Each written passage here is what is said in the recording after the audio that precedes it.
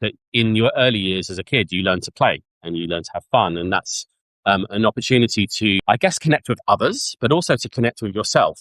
And through school years, typical school years in academic learning and tick boxes and conforming to different things, I think you start to lose yourself within some of that. And some people really put the play aspects of themselves to the side and want to become really serious and be recognized and, a serious business person or whatever.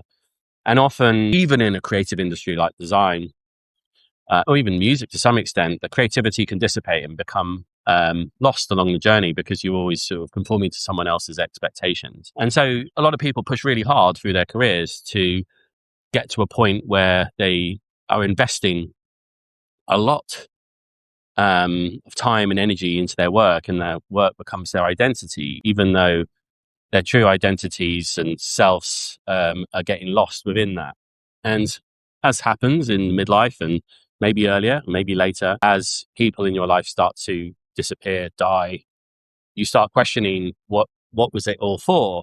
And you might kind of keep pushing harder to get to a point where you can maybe retire early or with enough funds that you can do the things that you really wanted to do. But what if you could bring those things forward in your life? How could you bring aspects of retirement forwards to your day to day? How could you integrate things that give you joy, whether that's creative expression of various sorts, cooking, music, art, whatever? How can you bring those sorts of things to your life now, today, rather than later? It relates to something, I can't remember his full name, Chatterjee, he's a podcast guy, not the biggest fan, but he was talking about like holidays. We build up holidays and they're quite stressful to organize.